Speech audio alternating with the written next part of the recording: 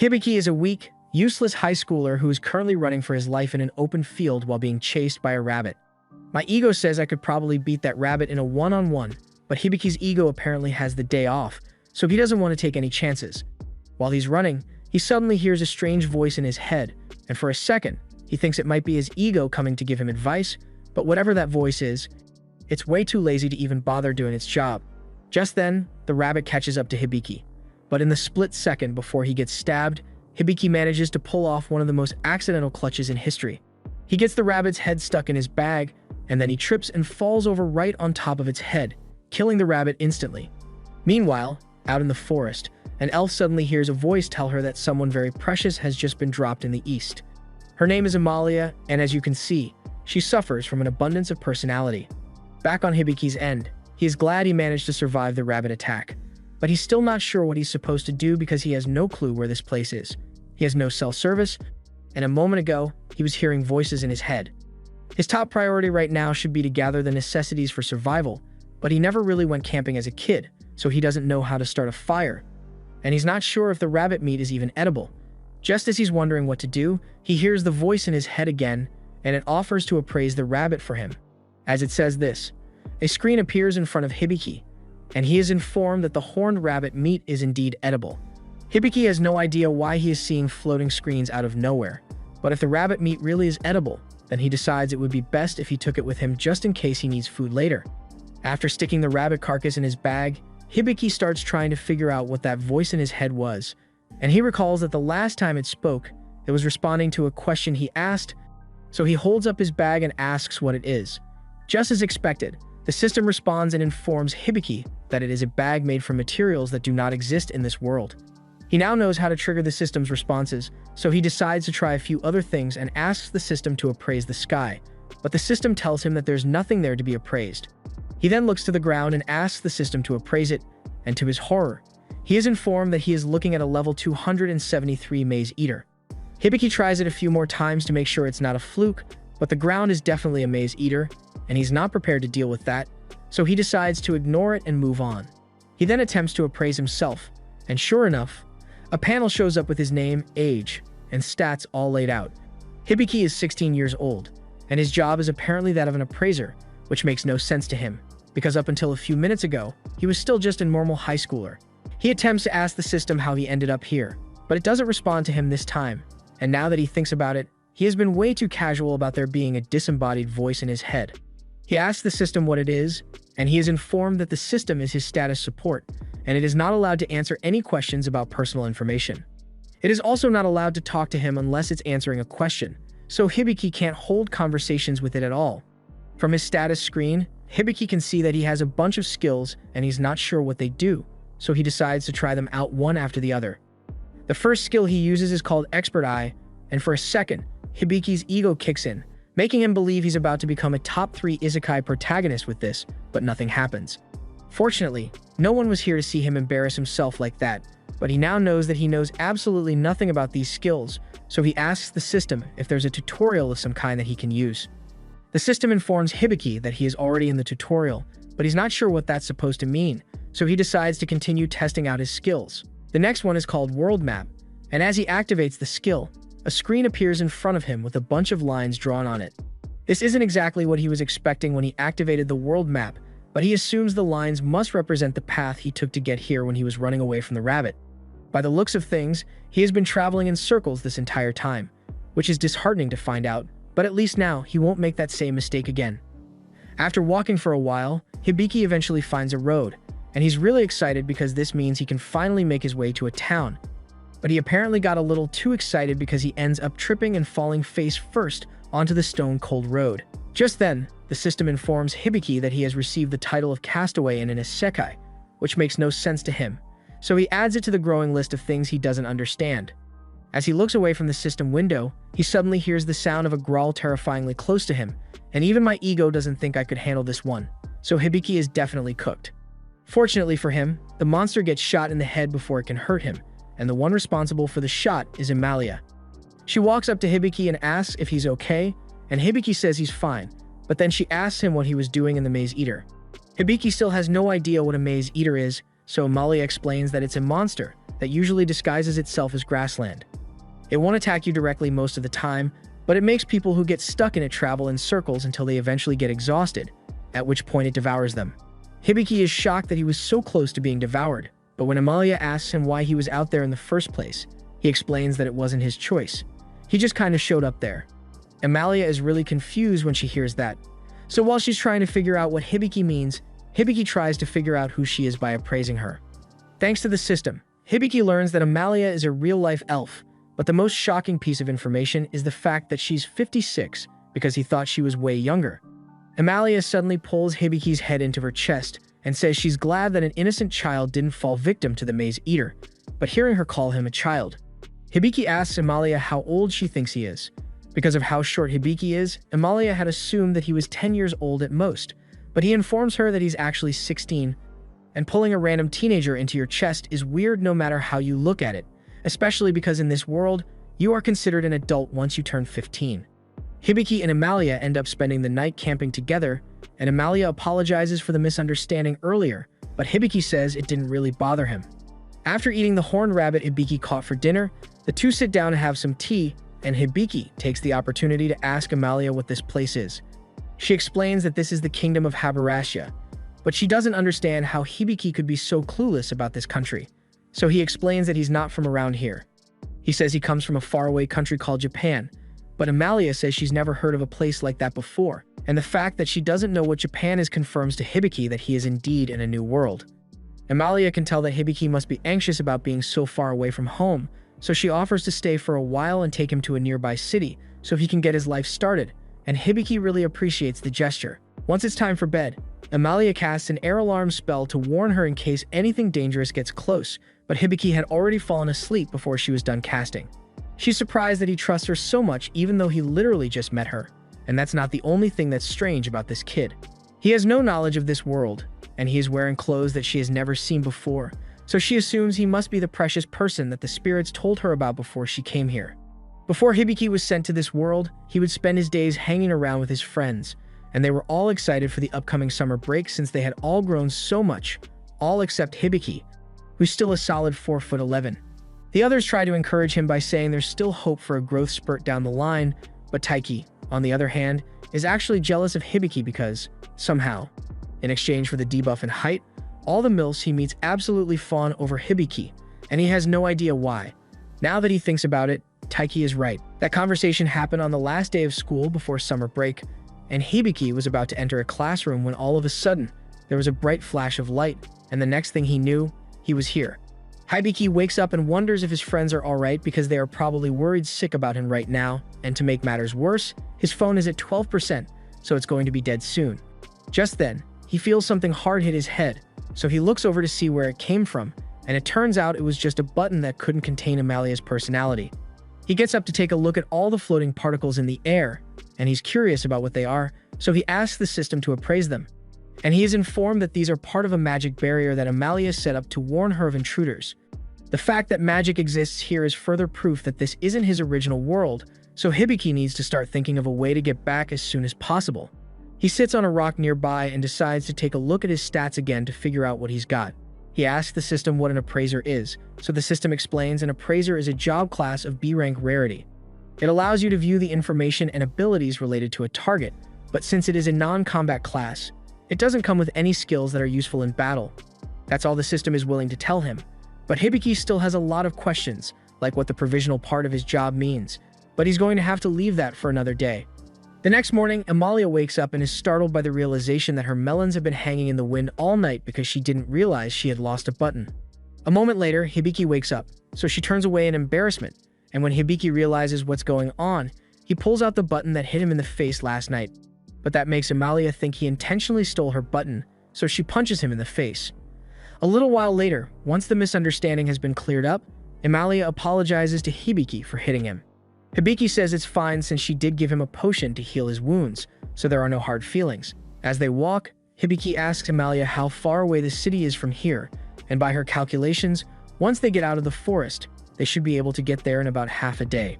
Hibiki is glad to hear that, but he is a little worried by the fact that there are monsters all over the place.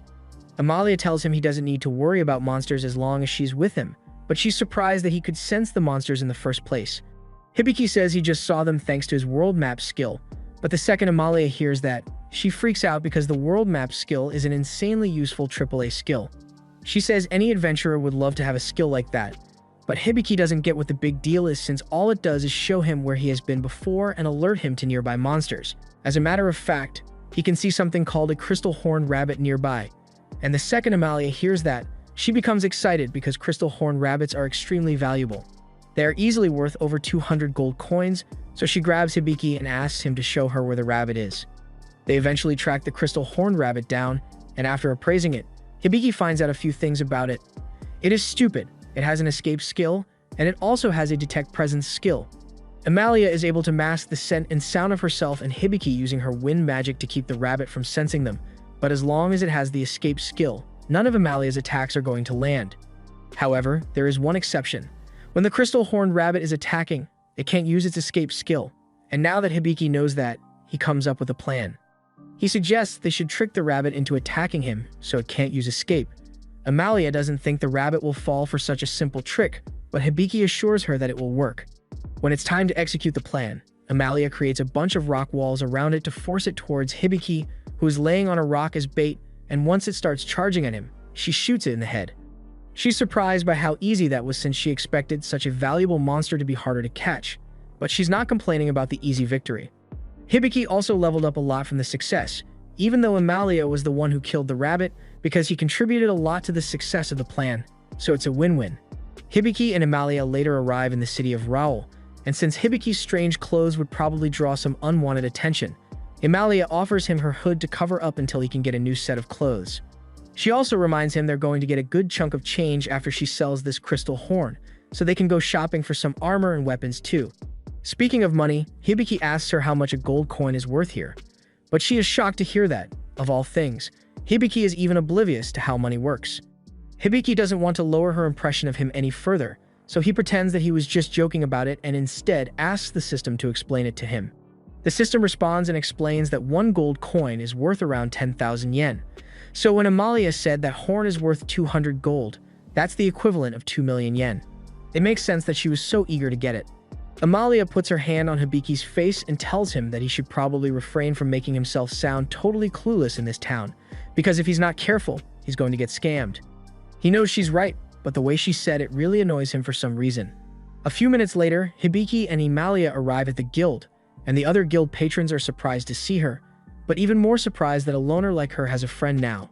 They don't understand why she'd be hanging out with a child, but Amalia explains that Hibiki may be vertically challenged. He is actually an adult. The adventurers assume that must mean he's a rookie, so they apologize for teasing him about his height and wish him luck on his first day. Once they are gone, Amalia takes Hibiki up to the front desk to meet the receptionist, Jewel, and Hibiki can't help but notice that Jewel has cat ears. Amalia tells Jewel that she would like to sell an item, so she wants to negotiate in a private room. Jewel understands, so she leads them to the guild master's office, where Hibiki is introduced to the guild master, Balls. The moment Hibiki sees Balls, he is left in absolute awe because he has never seen such a hulking form of perfection before. Balls can tell that Hibiki is a fellow muscle enthusiast, so he takes his shirt off to flex the fruits of his years of work. Hibiki is even more amazed now, so he asks Balls if he has any tips for him. He had tried working out in the past to make up for his lack of height with muscles, but his frame is too small, so he never got much out of it. Balls starts giving him some useful gym advice, but Jewel and Amalia are starting to get impatient because they came here to sell an item, not talk about muscles, so they both blast Hibiki and Balls with water to snap them out of it. Once the two of them have dried off, they all sit down to begin the negotiations, and as Amalia sets the horn down, Balls is impressed because this one is 3 times as big as the one she brought in a few years ago. He offers her 400 gold coins for it on the spot, and Hibiki thinks that's a really good deal since Amalia was only expecting 200 gold for it. However, he severely underestimated just how greedy Amalia can be, because now that she knows she can get more money for it, she demands 800 gold coins instead. Balls says he can't go that high on the price, but Amalia forces him into making a decision by threatening to go to the guild in the capital for a better deal. Balls eventually caves and agrees to pay 700 gold coins for it, which was way over budget. Amalia is happy that she managed to secure such a good deal for herself, because now Hibiki will definitely ask her to form a party with him, and then she won't be a loner anymore. She's so happy that she could jump for joy, but maybe she got a little too excited because her button decides to go on vacation again, and her chest is left in plain view once again. As such, Jewel kicks both Balls and Hibiki out of the room so she can fix Emalia's clothes, and since that's going to take a while, Hibiki decides to go wait at a table.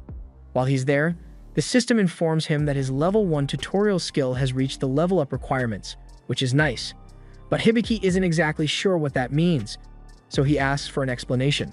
The system explains that the tutorial is a skill that basically grants plot armor to those who have an extremely low survival rate, and it was specifically designed by God to ensure that Hibiki didn't die at spawn. Hibiki can't believe he really received a skill from God, but just then, he hears a separate voice in his head, and it turns out to be that of the God who has been looking out for him. He wouldn't have made it this far without the God's help, so he is thankful. However, the God tells him that he's still got to do his best to keep himself alive, because his plot armor won't last forever. A few moments later, Emalia returns after getting her shirt fixed, but just then, she receives a letter for a mission request, and it involves her hometown, so she can't turn it down. She also isn't going to be able to bring Hibiki along, so she apologizes, but she's going to have to leave town for a while. Meanwhile, inside a dark cave, a female adventurer is busy searching for something, but no matter how much she looks, she can't find any traces of it, so she has no idea where it could be. Back in the city, Emalia asks Hibiki if he's really going to be alright on his own, but he tells her he can handle himself. He is grateful to Emalia for helping him so far, but he doesn't want to continue being a burden to her, so he needs to figure out how to get by on his own. He says he plans to become an adventurer because he saw a couple of quests back at the guild that even a non-combatant like him would be able to take. Emalia is glad to hear that Hibiki already has a plan in mind, and to make things a little easier for him, she tells him he can stay in the room she rents in the meantime. She hands him a map and tells him that when he gets there, he should ask for a lady named Tanya, and she'll take care of him. She promises to see him again once she gets back, but just as she's about to leave, Hibiki recalls that he needs to give her back her poncho. Emalia tells him he can just keep it, but Hibiki thinks she needs it way more than he does because her buttons keep popping off all the time. After recalling what happened, Emalia runs off in embarrassment because she can't believe Hibiki has seen her chest 3 times now. However, she isn't watching where she's going, so she ends up bumping into that adventurer from earlier. She manages to catch herself before she falls over and immediately apologizes, asking if the girl is okay, but the girl doesn't look away at all. A guard comes over after hearing all the commotion and asks Emalia why she's in such a rush, so Emalia explains that she's actually on her way to complete a mission in her hometown. As soon as the girl hears this, she becomes interested and asks if Emalia is referring to the elf village of Fairnote. After Emalia confirms this, the girl gets a sly grin across her face. She then mentions that she happens to be heading there as well, so she and Emalia should be able to travel together. After Emalia leaves, Hibiki spends almost all of his time sleeping indoors, and his phone battery is completely dead, so there's nothing for him to do. He doesn't really have to worry about money after the horn sale, but he still hasn't found a way to return home yet, and the god hasn't spoken to him since then. He tries asking Jewel if she knows anything about another world, but that apparently means something very different here, because she becomes all shy and points him to an NSFW place center, which is not what he was looking for. Hibiki really doesn't want people to get suspicious of him, so he has been avoiding interactions a lot lately, but he can't keep this up forever. Just then, Tanya knocks on Hibiki's door. The reason she came is because Hibiki didn't come down for breakfast or lunch earlier today, so she was starting to get worried. He assures her that he is perfectly fine, and Tanya is glad to hear it, so she reminds him that dinner will be ready soon and that he should come down when he is ready to eat. Hibiki thanks her, and after she leaves, he realizes that he's going to have to start making some money, because that horn money isn't going to last forever. He asks the system to pull up his stats so he can figure out what he would be good at, and the system does as instructed. But Hibiki doesn't really know whether his stats are good or not, so he asks the system for its opinion. The system tells him he is basically cannon fodder with his current stats, so he shouldn't even consider attempting solo combat as he is now. Hibiki kind of figured that would be the case, so he decides to take a look at his skills to see if there's anything useful there. He finds out that he has a skill called Lady's Magnet, but he's not sure what that does. He also has 2 other skills, Contract and Medicine. He asks the system what medicine does since it sounds kind of useful, and the system informs him that it is a skill that allows him to gain detailed medical knowledge by downloading 7 years of medical school right into his head. That sounds really cool, so Hibiki says he wants to try it out, but the system warns him that he can't stop the process once it starts, and the medical books are pretty thick, so it's going to take a while. Hibiki is a little hesitant after hearing that, but he still decides to go ahead with it anyway, and for once, the system sounds genuinely disappointed by his decision. Shortly after, the medical book appears in front of Hibiki, and the information transfer begins, but it hurts a lot more than Hibiki thought it would. A few days later, the knowledge transfer is finally complete, and Hibiki feels absolutely terrible because he hasn't eaten or slept for so long. He decides to head out to do some shopping and clear his head, and after getting a meal, he buys himself a set of armor and general adventuring equipment. He also comments on the fact that gaining skills is a lot harder than he thought it would be. The system tells him that not all skills require the book download method, so he doesn't need to worry about that. Hibiki also notices that the system seems a lot more talkative ever since his tutorial leveled up, and since she is actually willing to hold a conversation with him, he decides to give her a real name, saying he will call her Sapo. And Sapo seems pretty happy about it. Hibiki heads back to the guild to see if there are any quests for him, but just then, that adventurer party he met when he first arrived rushes in because one of them has been severely injured in battle. The guy is missing an arm and a leg, and he is still bleeding profusely, so if nothing is done, he's going to die in no time. Balls would have been able to save him, but unfortunately, Jewel says he's not in town right now, and they've tried all the other healing magic they know, but nothing has worked. Hibiki sees how bad the guy's condition is, and he wants to help, so he decides to try out his newly acquired medical skills to see if that helps. He walks over and asks the group if they'd be willing to let him take a look. The party is so desperate that they don't have much of a choice, so they let Hibiki examine their friend, and after using an examination skill, the system informs Hibiki that the man is currently under the effect of deer poison, which is why his bleeding isn't stopping. He only has around 5 minutes left before he dies, so the only way to save him would be to use the Perfect Heal and Perfect Cure spells. However, using those spells would cost over 600 MP, and Hibiki currently only has 56, so there's no way he could pull it off. The others see the worried expression on Hibiki's face and ask him if something is wrong, so he tells them that he knows how to treat their friend, but he can't do anything to help because he doesn't have enough mana. He asks if there's anyone else who can use Perfect Heal and Perfect Cure, but none of them have skills like that, so there aren't many options. Just then, the system informs Hibiki that he can use his contract skill to form an MP transfer contract to make up for the deficit, and all he needs to do is get verbal consent from all involved parties. As soon as he hears this, he tells everyone that they need to agree to transfer their MP to him, and since it's to save their friend, they all agree without a second thought. Hibiki gains a lot of MP thanks to the transfer, but he's still short by almost 200, so Jewel offers to transfer her MP as well. As soon as Hibiki hits the required amount, he casts the healing spells, restoring the adventurer's injured limbs and saving his life. However, Hibiki collapses a moment later from the strain of using that much MP at once. Sometime later, Hibiki wakes up on a couch in a meeting room, and his level has gone up by quite a bit, so he is really excited. But after his little celebration dance, he realizes that Jewel was in the room and she saw the whole thing, so he's a little embarrassed now. Jewel thanks him for saving her little brother, and Hibiki is surprised to find out that Jade is her brother, but he says he was happy to help. She also mentions that she took the liberty of putting a gag order in place to make sure that no one speaks of what happened today. Hibiki asks why, so she explains that it is almost unheard of for someone to be capable of using both Perfect Heal and Perfect Cure, so if word gets out, then someone is bound to try and exploit Hibiki for money. On that note, she tells him that he should probably join a party or hire a bodyguard to protect himself, since he's a non-combatant. And meanwhile, down in the dungeon, there's a wolfman who looks like he'd be perfect for the job. Hibiki decides to hire a bodyguard for himself, so he books a meeting with a man named Debbie to find one. But Debbie seems a little weird because the first thing he does after meeting Hibiki is start sniffing him. After the initial awkward introduction, Debbie brings out 5 of his strongest men and tells Hibiki to choose whoever he wants as his bodyguard, but Hibiki turns them all down immediately. He feels bad for rejecting them all, but while they were all indeed very strong, none of them had high enough MP stats. Hibiki would like to have someone around with enough MP, so if push comes to shove, he can use them to activate his medical skills. He apologizes to Debbie for being so picky, but Debbie says it's no problem at all, since after all, he can smell the scent of great financial fortune on Hibiki, so he is more than happy to do everything in his power to help him find what he's looking for. Hearing Debbie talk about the scent of fortune, Hibiki figures that must be the reason he was sniffing him earlier, and sure enough, when he takes a look at Debbie's stat screen, there's a skill there called Sense for Money, which probably allows him to smell when someone is going to become rich, but Hibiki has no idea how it works. While they continue looking for suitable candidates, Hibiki looks down a dark corridor, but Debbie tells him that the options down that path are rather flawed, so he might want to pick another corridor. He explains that the people there are neither suitable for combat nor manual labor, and they also can't afford to return to their homeland either, so Debbie decided to do them a favor and let them stay here. Hearing that these people can't return to their homeland, Hibiki wonders if they were isekai just like him, so he asks Debbie to take him to them.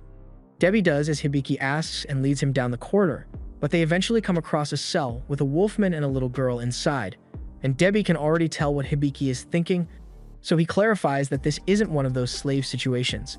They used to have regular bedrooms, but the wolf attacked another guest a few days back because he wanted to protect the little girl. It was all a misunderstanding, but now the wolf flares up when literally anyone gets close, so they had to put him in the cell for the other's safety. Just then, the wolf yells at Hibiki to get lost, and Hibiki can see why the other guests would be scared of this guy. But when he takes a look at his stats, he notices something interesting. The system informs him that some of the wolf's stats are currently hidden, so it uses Expert Eye to peer past the falsifications, and Hibiki finds out that the wolf is currently bound by a status ailment known as Immovable Chain, and it is basically an invisible curse that severely weakens a target permanently, which is why the wolf's stats look so mediocre now. But before the curse, he used to be a level 95 hero, and Hibiki wasn't expecting to find someone so amazing. Next, he tries to appraise the little girl, and he finds out that her name is Lillian, but more importantly, he finds out that she is a sage with the status ailment of out-of-control magic. She possesses immense amounts of magic power, but since she can't control it, she will likely end up self-destructing at some point. Both Lillian and Claude have more than enough magic power for what Hibiki needs, but he's a little concerned about the implications of him hiring a hero and a sage to be his bodyguards. Sapo suggests that Hibiki should use the relief measure technical skill since it has the ability to lift status ailments depending on his proficiency, and if that means Hibiki can help Claude, then he wants to give it a try. He tells Debbie that he wants to hire Claude and Lillian, and after that, he takes them out to the forest. Claude's condition is pretty bad since he's missing 2 arms and a leg, but he is still being really protective of Lillian because he thinks Hibiki plans to do something bad to her now that they are out in the woods alone. Hibiki does admit that he plans to do a lot of things, but he assures Claude that there's nothing to be worried about. First, he says he wants to heal Claude's injuries, but to do that, he's going to need a lot of MP, so he asks Lillian to lend him a hand. Claude thinks this must be some kind of trap and warns Lillian not to trust Hibiki, but if this is going to help heal Claude, then Lillian is willing to do whatever it takes because she owes him a lot for looking out for her. She agrees to help Hibiki, so the MP sharing contract is formed, and now that he has a sufficient supply of mana, he is able to cast Perfect Heal on Claude to restore all of his limbs. Claude is amazed because he never could have imagined that he would meet someone with magic strong enough to restore his body, although he'd be lying if he said he felt as good as he did in his prime. Hibiki already expected that, and he assumes it's probably because of the curse, so he will handle that next. Claude is shocked to learn that Hibiki is aware of his curse since it should be invisible to even the best appraisers, but Hibiki explains that he has the Expert Eye skill, which allows him to see things that most appraisers wouldn't be able to. That's also how he knows that Claude used to be a hero, and that Lillian will be a sage when she grows up. But that aside, it's time for him to get rid of that curse. He casts the release spell, and all of a sudden, the invisible chains binding Claude materialize as a pair of scissors descends from above. With one swift motion, the scissors cut one of the chains binding Claude, and Hibiki is quite disappointed since he thinks it's lame that the spell was only able to cut one of the chains. But this is the best he can do when his relief skill is still only at level 1. That said, even though only one of the chains was cut, Claude can still feel a portion of his former strength returning to him, and he is deeply grateful to Hibiki for his help, so he offers to swear his allegiance to him. Hibiki says he doesn't mind, and Claude is happy to hear that, but then Sapo speaks up and suggests that Hibiki should use his contract skill to perform the Pledge of Allegiance. The contract skill has the ability to hold all parties to their promises, so if Claude pledges his allegiance to Hibiki with a contract, he will never be able to betray him. Hibiki thinks that sounds fair since Claude was the one who suggested pledging allegiance in the first place, so Claude performs the pledge, and after the contract has been formed, a mark appears on the hands of Hibiki and Claude to symbolize their pact. After the pact has been completed, Hibiki sits down with Claude and Lillian to explain a few of his abilities to them. He mentions that he is able to use a bunch of high-level medical spells, but he doesn't have enough MP to activate any of them, which is why he needs to share their MP in order to use his abilities effectively. For that reason, he asks them if they'd be willing to form a permanent MP sharing contract with him, and both Lillian and Claude agree without a second thought. After forming the contract, Sapo informs Hibiki that his technical skill Grimoire has leveled up, and Hibiki is about to ask what that means, but all of a sudden, Claude says he has a question he'd like to ask. He has been meaning to ask about this for a while now, but every so often, he sees Hibiki look off into empty space while talking to himself, so he is worried that something might be wrong with him.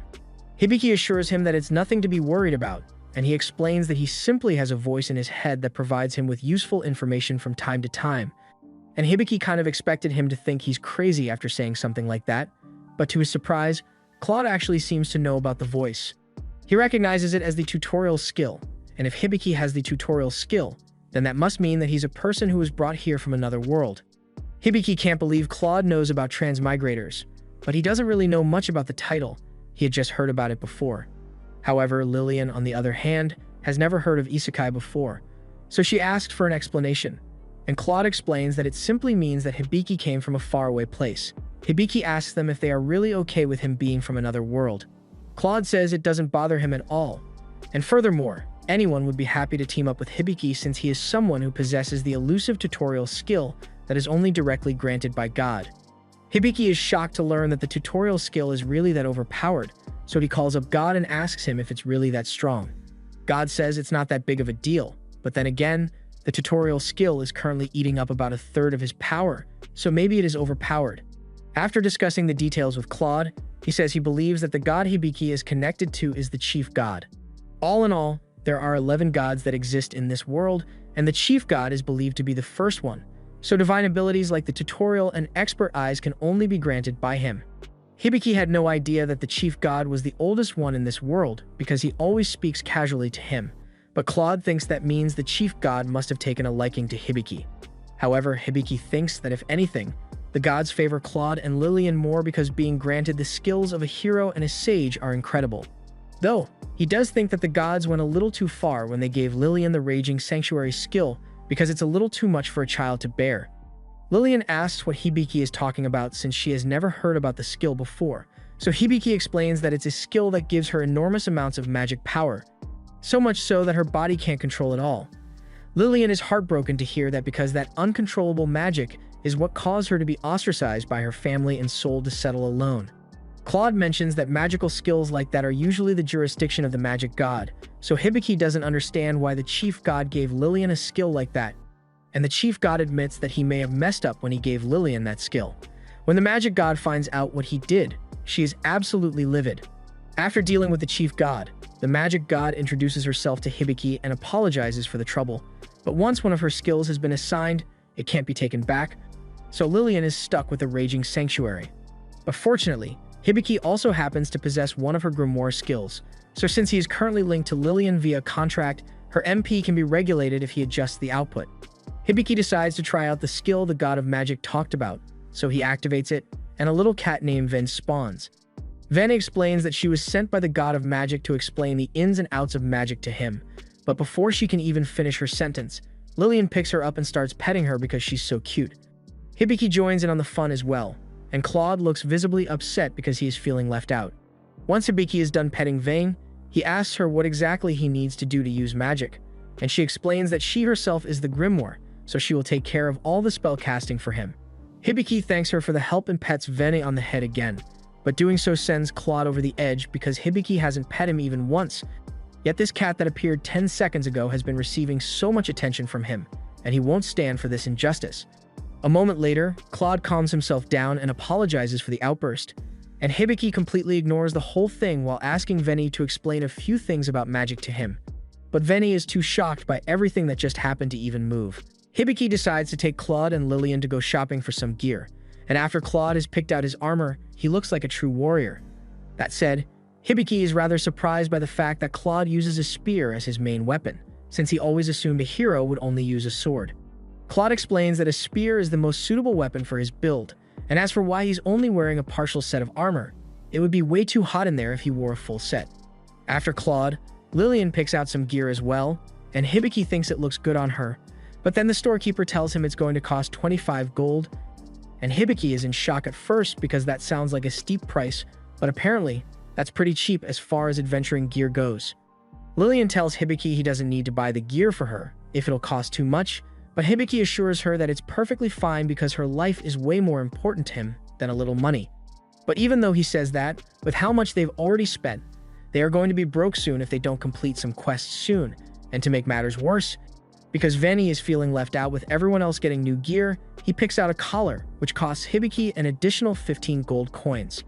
Later that day, Veni brings everyone out into the plain so he can give Hibiki his first magic training lesson, and Hibiki asks if they can put this on hold for a while because they need to make some more money first, but Veni insists that this is really important since both Hibiki and Lillian lack any knowledge of the fundamentals of adventuring, much less the basics of magic. Veni promises to teach Hibiki everything he needs to know about magic, and Hibiki gets excited because he thinks this means he will be able to fight with magic. But unfortunately, Ven tells him that the best he's ever going to get is some basic household magic, and Hibiki falls into despair when he hears that because it means he's going to be stuck as a weakling forever. Even so, Veni tells him that it's important to learn how to control magic power, so for their first lesson, he is going to have Hibiki learn how to circulate mana so he can get Lillian's magic power under control, and the first step towards that end is to register him as an accountable party. Hibiki asks him how he's going to do that, but before he can even get an answer, Veni bites his finger, and that was apparently all it took to complete the registration. Ven then goes up to Lillian, and he tells her that from now on, her magic power is going to be limited to around 10%, so she doesn't cause her body any harm. And the more she learns how to control her magic successfully, the more she will be able to unleash her true power. The next step of the process is to have Hibiki dual cultivate with Lillian and circulate mana between his and her body to stabilize it. But Hibiki has no idea how to do any of that. So Veni asks Claude to inject some of his mana into Hibiki's body so he can get a feel for it. Claude does as instructed, and a moment later, Hibiki finds himself in an empty space with no one else around him. A moment later, he notices an elf lady sitting by the lake, so he goes up to her, and she calls him by Claude's name. Hibiki is confused by this at first, but then he looks down at himself and realizes he really is Claude, so this must be Claude's memories. The elf woman's name is Anastasia, and Claude had been by her side since she was little. They fought, cried, and laughed together, and Claude had hoped that things would remain that way forever. But one day, Anastasia betrayed him, slaughtering a whole troop of soldiers and severing Claude's arm, all with a smile on her face. By the time Hibiki wakes up, he sees Claude standing over him, asking if he's awake, and at first, Hibiki is still convinced that he is Claude, but after a few minutes, he is reminded of who he is. He thinks it's weird that he genuinely believed he was Claude for a moment there, but Veni explains that it was likely because having Claude share his mana with him plunged Hibiki deep into Claude's consciousness, so he lost his sense of self for a while. On that note, Veni asks Hibiki if he happened to see anything interesting in Claude's memories, but Hibiki can't actually remember much of what happened aside from the fact that it was bad. A little while later, Hibiki is busy training himself to learn how to use household magic, and in order to learn the magic, he needs to repeat the actions of chores over and over before he can learn it. But he has been at this for a while now, and according to Sapo, he still hasn't made any progress learning household magic. Just then, Lillian and Claude come in looking for Hibiki, because it's time for dinner, but Claude accidentally knocks over a bucket, undoing all of Hibiki's hard work mopping the floor. He begs Hibiki for forgiveness, but Hibiki says it's not that big of a deal since he can just clean the floor again, and while Claude is still contemplating what he has done, Hibiki proceeds to speed clean the entire room, as well as the entire hallway. After he's done, he asks Sapo if that was enough for him to unlock the household magic yet, but Sapo tells him he's still got a long way to go. Just then, the hostess comes up to call the group down for dinner, and she is amazed by what she sees because the hallway has never been this clean before. She asks Hibiki if he was the one who did this, and after he confirms it, she tells him she is very pleased. So pleased, in fact, that she offers to slip him some extra milk during dinner, and Hibiki thinks nothing of it, but she was probably talking about giving it to him straight from the source. Later on, Hibiki and Lillian are continuing their magic training, and Lillian has already learned how to conjure some basic spells, which Hibiki thinks is very impressive, while she and Vene are working on improving her control. Claude goes up to Hibiki and asks if he would like to do some physical training today. Hibiki isn't exactly against the idea, but he doubts he's strong enough to use a sword in battle. But not to worry because Claude already thought of that, which is exactly why he brought a bow for Hibiki to use instead. He sets up a target for Hibiki to take aim at, and Hibiki does his best, but unsurprisingly, he sucks at archery just as much as everything else. However, no matter how useless Hibiki may seem, Claude refuses to give up on him, so he orders Hibiki to stretch his back, pull the bowstring back further, and try again. Now that Hibiki is using proper form, his arrows are at least making it all the way to the tree, but his aim is still trash. Hibiki is exhausted because he had no idea that archery was so demanding, because Amalia made it look so effortless, but Claude tells him he will get used to it the more he practices. Hibiki asks him if they can at least take a break for today because his hands are all red and swollen, but Claude casually tells him to stop being silly, because Hibiki can use healing magic to heal his hands, so there's no need for him to ever take a break. And just like that, Hibiki is forced to fire arrows over and over at the tree and elsewhere. Amalia is still on her journey back to her hometown, and she wonders how Hibiki is doing. She's sure he'd be surprised to learn that she has actually made friends on her journey, and Styria notices that Amalia seems to be in a good mood about something. But Amalia says she doesn't know what Styria is talking about. The path up ahead splits into two sections, but even though Amalia knows one of the paths is shorter, she still suggests that they should take the other path. Ivor asks why. So Amalia explains that the shortcut leads through a ruined forest, and rumor has it that the souls who haunt that forest play tricks on anyone who approaches, so it's best to keep their distance. However, despite Amalia's warning, Ivor thinks the forest sounds interesting and decides that she wants to go check it out. Amalia doesn't understand why Ivor could possibly want to go into a haunted forest, but Ivor says locations like these are usually the kind of place where you'd find hidden treasure, so it's worth checking out. Amalia understands her line of thinking, but she's pretty sure any hidden treasures must have been picked clean by passing adventurers already. That said, she still agrees to go because she's pretty much broke right now, so if there's a chance to find some treasure, she might as well go for it. Meanwhile, back on Hibiki's end, while Lillian continues her training, Hibiki is busy making lunch for everyone, and after tasting the meal, he realizes that it's a little bland. So he's about to add some spices, and Lillian wants to help, so she hands Hibiki the salt and pepper, and when she tastes the food, she thinks it's absolutely delicious. Now that the food is ready, Hibiki serves everyone and they all love the food he made, but when it comes to the sides that Claude made, Hibiki tries to eat a mushroom, and as soon as he takes a bite, he realizes that something is wrong because Claude didn't clean the mushroom properly. He also notices a distinct lack of apples at the table when he recalls asking Claude to go get some, and Claude tries to pretend that he forgot, but Lillian finds a whole pile of apples behind him. So she starts scolding Claude and tells him he shouldn't be hiding his mistakes. Hibiki asks if Claude at least knows how to butcher monsters, since most adventurers are capable of doing that much, and Claude proudly states that he's great at butchering, so Hibiki tells him that that's going to be his job from now on because his cooking skills are absolute garbage. Claude shrinks back in shame and tries to explain that his lack of cooking skills is because of the curse, and that if Hibiki ever manages to get rid of the curse, then he really will be good at cooking. But neither Hibiki nor Lillian really believe him. Speaking of the curse, Hibiki asks Claude if he knows who placed the curse on him in the first place, and Claude thinks about it for a second, but then he responds by saying he doesn't know, and Hibiki doesn't question him any further after that. A little while later, everyone is done with dinner for the day, so Hibiki is washing the dishes in the river when all of a sudden, he is informed that he finally unlocked a household chore spell that allows him to wash things automatically. Hibiki is really excited to hear this, but Seppo actually has one more thing to mention, so she warns him that there's a large boar monster heading this way. Sure enough, there really is a boar monster, and it seems really mad for some reason, but Hibiki and the others aren't really worried because Claude is here to deal with it, and with one strike from his spear, the boar drops dead to the ground. Even though the immediate threat has been dealt with, Claude warns that if they don't do something about the boar's blood soon, then the scent of blood will attract even more monsters. This is where the new spell Lillian learned comes in, because she is able to use it to suck up and isolate all the blood from the boar, so all that's left is a clean carcass, and now Claude plans to use the opportunity to teach Hibiki how to butcher a monster so he can try it himself next time, and Hibiki seems a little hesitant because butchering sounds really gross. Meanwhile, back on Amalia's end, she and the others have just reached the fort in the ruined forest, and Ivor is convinced that if there's going to be treasure, then it must be in there. Both Amalia and Styria decide to go in to check it out, and while they are gone, Ivor checks if this place contains the restless soul that she's after, but even though there are indeed restless souls here, it's not what she's after. Meanwhile, inside the fort, Amalia and Styria seem to have fallen victim to the ghostly tricks here, because Amalia is currently hallucinating that she found a ton of treasure, and Styria is hallucinating that she's getting to stuff her face in Amalia's chest, but in reality, neither of those things are happening. Back with Hibiki, the group is done packing up all the boar meat, and they are preparing to continue their journey, but all that work got them really dirty, so Hibiki wants to take a bath, but there's no time for that right now. Fortunately, he has the bubble wash spell now, so he says he wants to try it out, but hearing him say this gets Lillian and Claude on edge, because considering how bad Hibiki is at everything, they don't want to risk letting him use a new spell on them.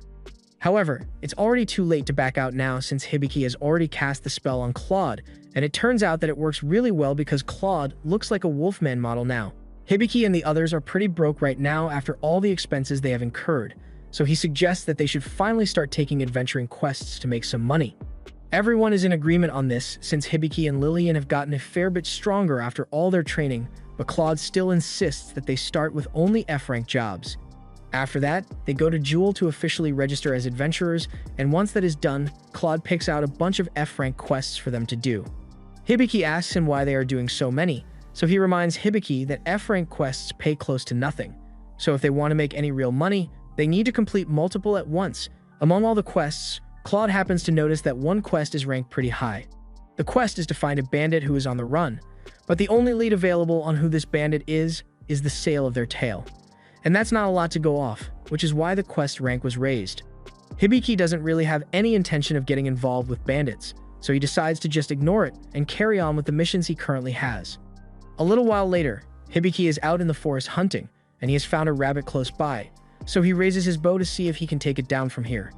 Several failed attempts later, Hibiki does manage to take out the bunny, and while it may have been a pitiful demonstration of marksmanship, at least Hibiki managed to eventually hit his target this time, so that's a major improvement. A little while later, Lillian and Veni return after gathering some fruit in the woods called Machikachika.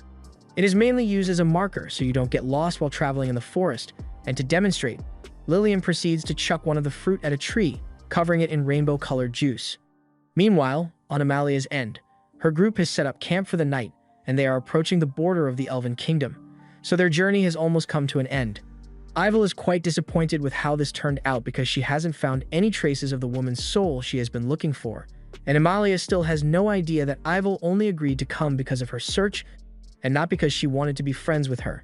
She even offers her a special friendship bracelet, which will alert her if anything bad ever happens to Ivel so she can come to her rescue immediately, and Ivel accepts it, deciding that she might as well continue pretending to be Amalia's friend. The next day, Hibiki heads into town with Claude and Lillian, and he says that they can splurge a little on a nice meal today since they made a lot of money yesterday. Gathering herbs was rather easy thanks to Hibiki's skill, and he gathered so much that the clerk began to suspect that he had done something illegal to get them. Just then, as they were walking, Hibiki happens to come across Balls, and it has been a while since he last saw him since he has been away on a business trip to the capital for a while now. Balls is happy to see Hibiki again and asks him if he has managed to build up any muscle since last time. But Hibiki doesn't have much to show for his efforts, so Balls offers to give him a few pointers on how to build the perfect physique. However, before he could do anything, Claude steps in front of Hibiki and tells Balls that he is the only person who is allowed to train Hibiki, so Balls has no right to butt in like this.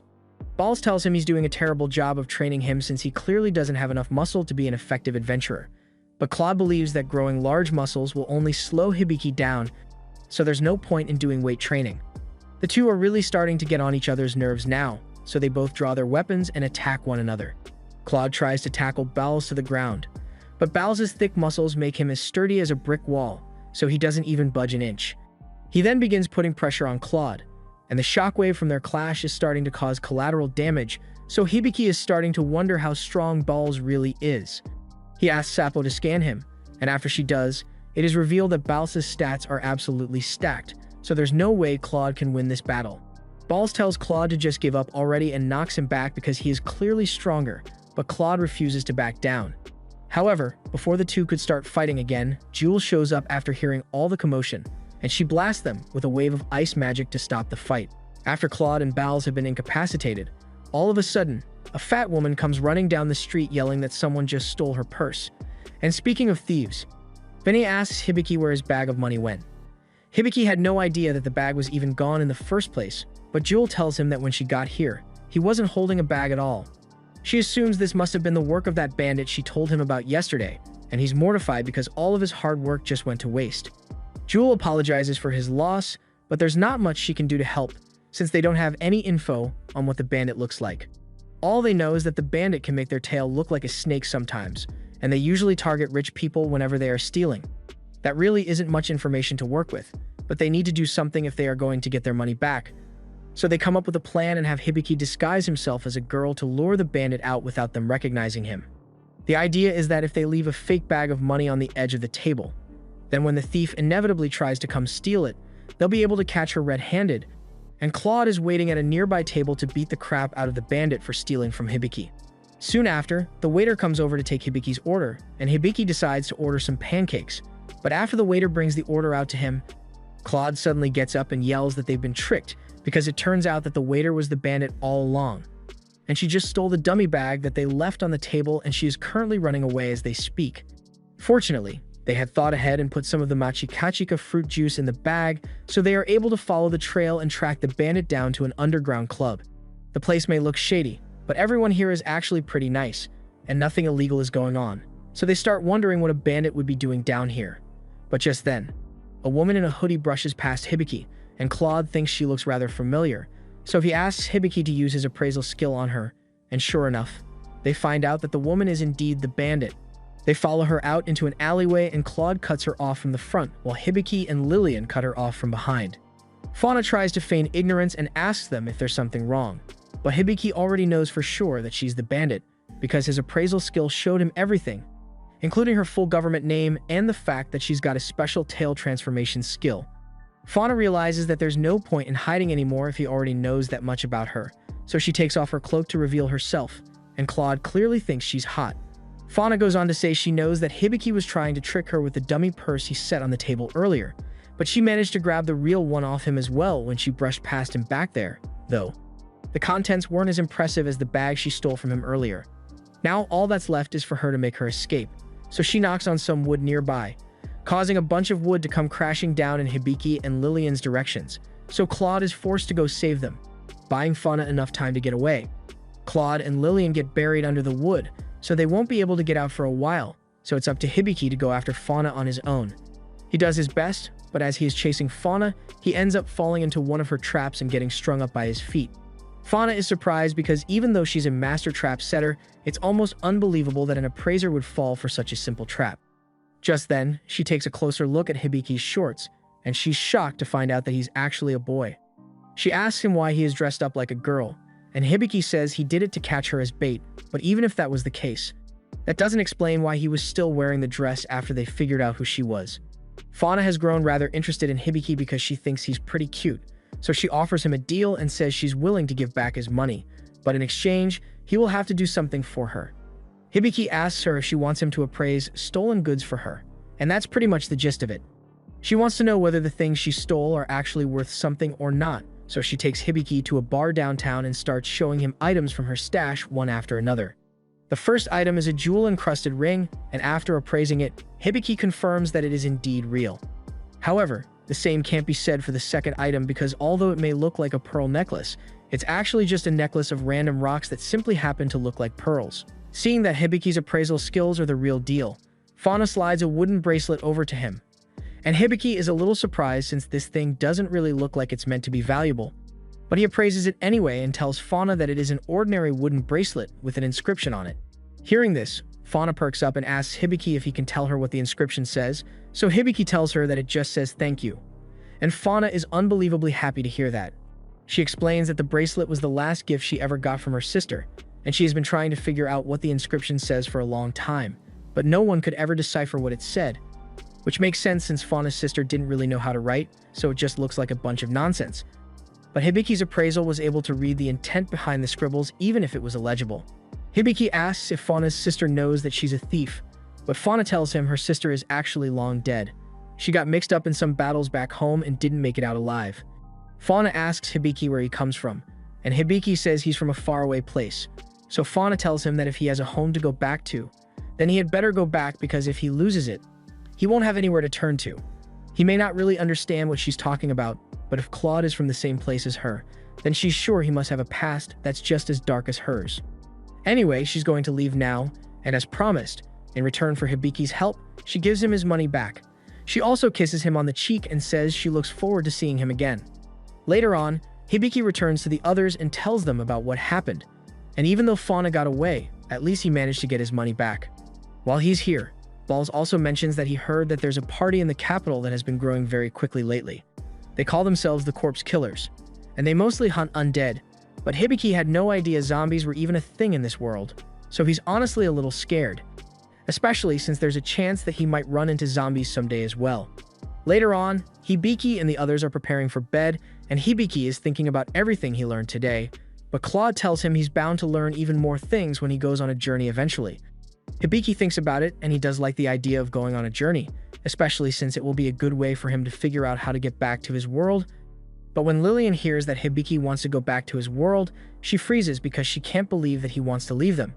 Hibiki hadn't really thought about it before, but going back home really does mean that he'd be abandoning everything he has here, and he's not sure if that's what he really wants. Meanwhile, Amalia's group is closing in on the elf village, but while they are walking, Amalia mentions the fact that she once got a message from the spirit telling her that something precious has landed in the eastern part of the Rowell Forest, and the second Ivel hears that. She thinks it might be a good lead on her search, so she quits pretending to be Amalia's friend and ditches her to continue her search. Sometime later, Ivor seems to have found the soul she was looking for, and now all that's left is for her to track down a guy named Claude. And she thinks it should be easy, since the last she heard, he was severely weakened and had lost a few of his limbs. Back in the city, Claude asks Hibiki if he really wishes to meet the sages, and Hibiki confirms this, so Claude tells him they are going to have to go to the city of Terradinas.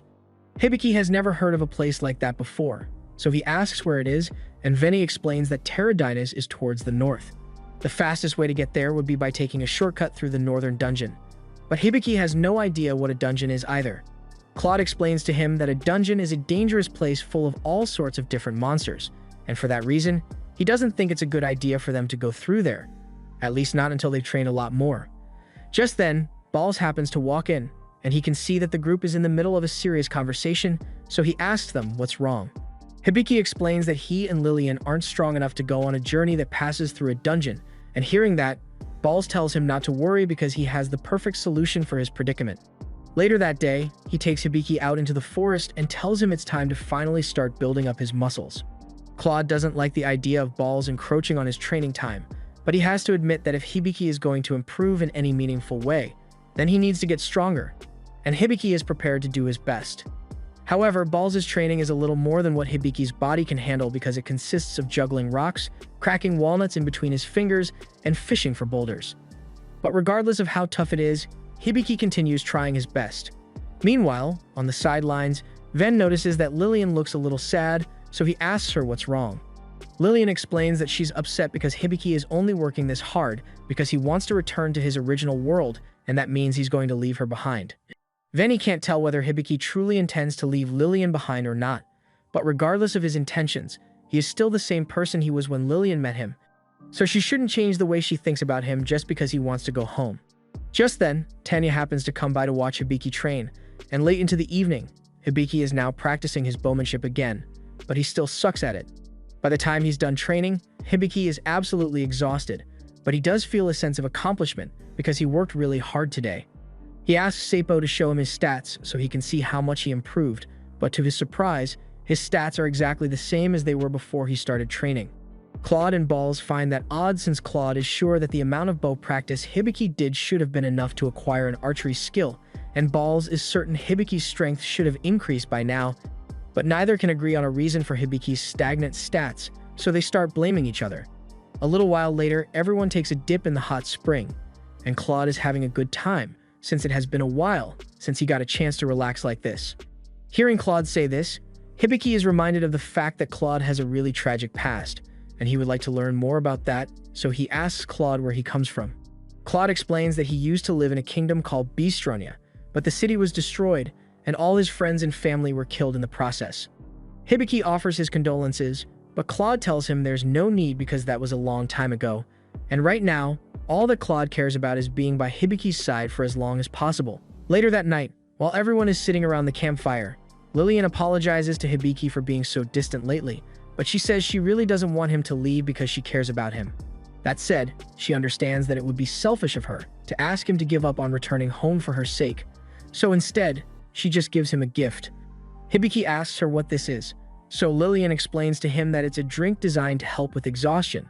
She doesn't know what to do to support Hibiki in his quest to return home, so this is the best she could come up with. And Hibiki is sincerely moved by her thoughtful gesture, so he drinks it with great gratitude.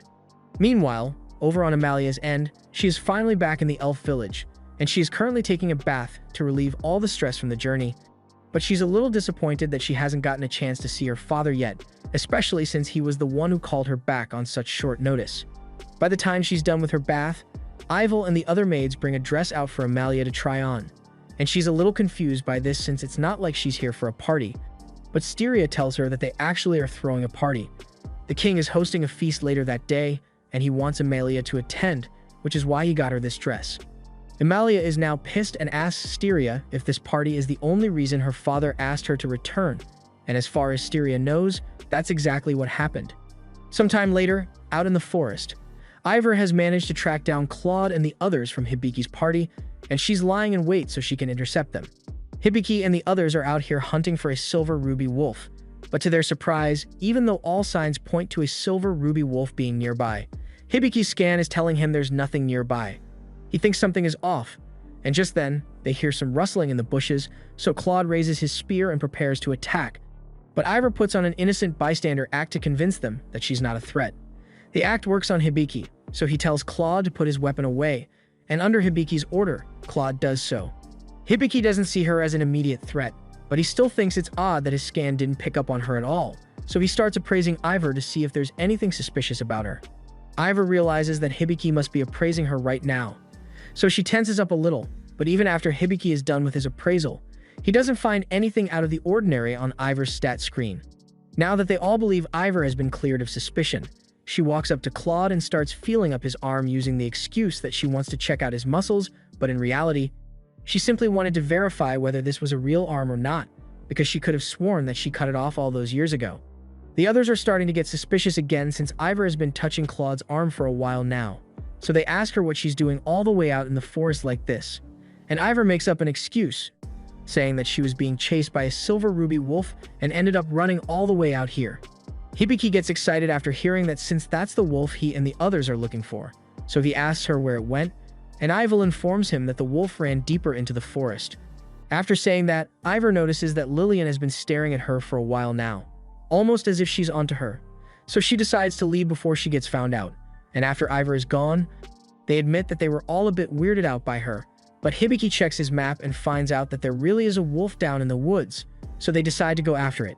They eventually track down the wolf, and they are about to take it out, but just then, Sappo warns Hibiki that he's in danger, and when he checks the map, there are now dozens of wolves surrounding him on all sides.